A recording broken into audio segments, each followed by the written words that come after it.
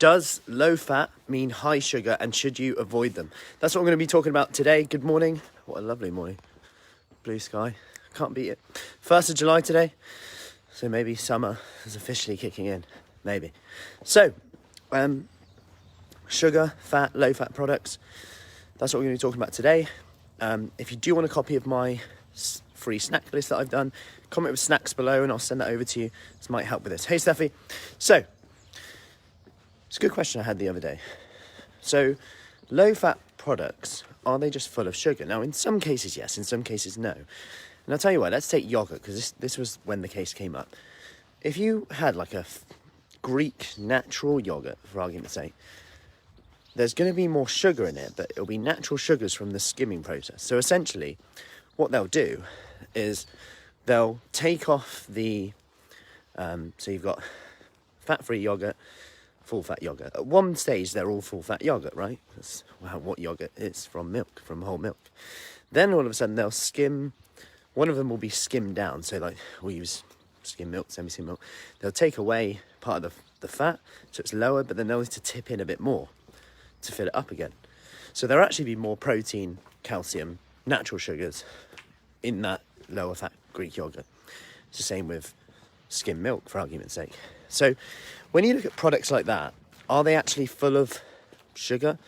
Well, there's actually no added sugar to them. It just is what the product is when you take away the fat. To get 100 grams of fat-free yogurt, you'll technically need more yogurt in the first place because you're going to skim away the fat. So, is that a bad thing? Well, no. If it saves you some calories and you like it, go for it. But if it means you end up eating more, then maybe question it. Maybe go, it's fat-free, I could eat the whole lot. Now, there are some products that will have added sugar in. Take like some of the Muller Light stuff. They have some delicious cheesecake ones, by the way. But anyway, you've got to know you. Does it make you eat 2 or 3? Because the key thing here is not asking the question necessarily how much sugar's in it, but does it make you eat more or less? Because calories will be the key thing here. Whether you count them or not, it doesn't matter. But does it make you eat more or less? And if it's more, okay, is it because there's a lack of protein in your diet?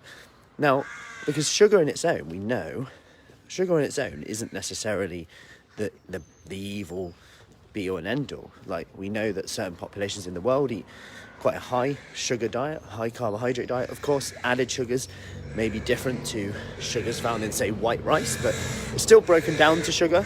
And certain populations in the world, like Asian populations, for example, will have like quite a high intake of rice, for example, and white rice especially, which is quite interesting given that we demonize it so much.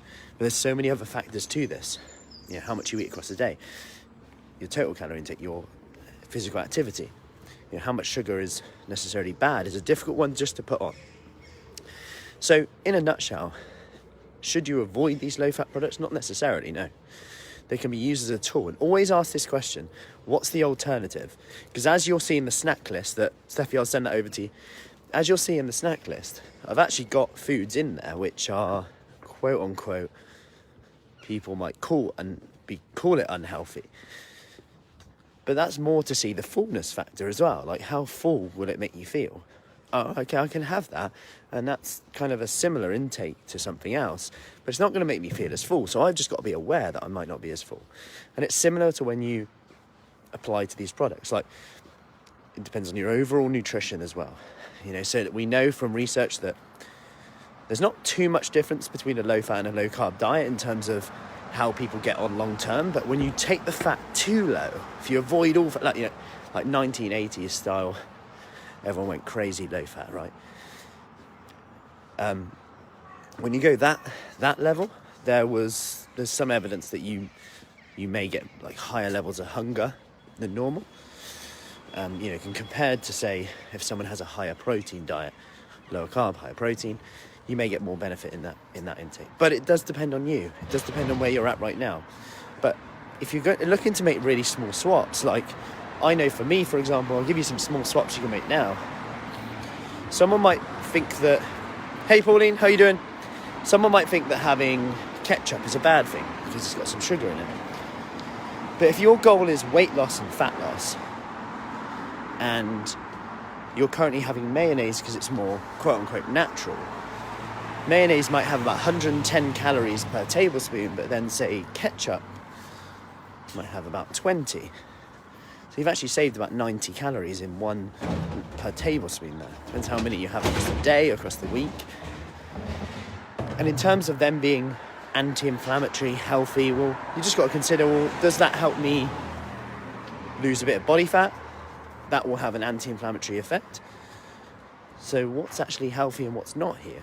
It starts to question our beliefs about food. Again, with yogurt, like if you did a taste test on me, I probably wouldn't be able to tell you what the difference is between low-fat, zero Greek yogurt, if you get a good one that is, and full-fat Greek yogurt. But if you did it with milk, I would notice it straight away. So milk's something I just don't compromise on, especially since we had the kids, whole milk.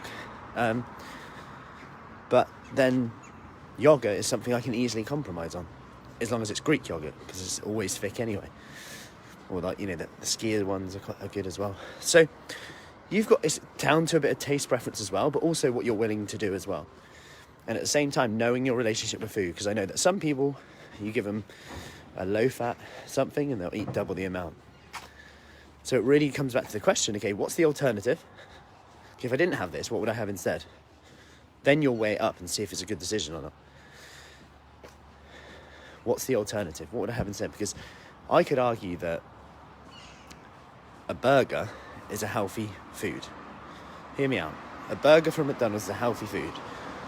If I ask the question, what's the alternative, and I'm inside a McDonald's right now, everything else is shut, the McDonald's is the best option. The burger is probably the best option there. I really wanted to go to it, and they stopped doing Egg McMuffins at that time. I could grab the burger. I could just have a burger with some lettuce if I wanted to, some ketchup. That would be probably a good option in that time. So it really comes down to the context in here. Anyway, I hope that helps and kind of squashes and gets you thinking about some of these beliefs that we have about foods, because it really does depend. And when you can start surprising yourself, I always remember one of the ladies talking about banana sandwiches and cheese sandwiches. So she always used to have banana sandwiches because in Weight Watchers, you're allowed banana sandwiches, okay? They're not too bad, but then a cheese sandwich is. And then she's like, oh, I realised that they were actually kind of the same calories, and I really love cheese, and now I can just have the cheese. It's quite interesting. So, anyway, have a lovely day. Enjoy the sun if you can. Hey, Nikki. And if you want that snack list, comment with snacks below. I will send that over to you. Make it a great day, and see you soon. Take care.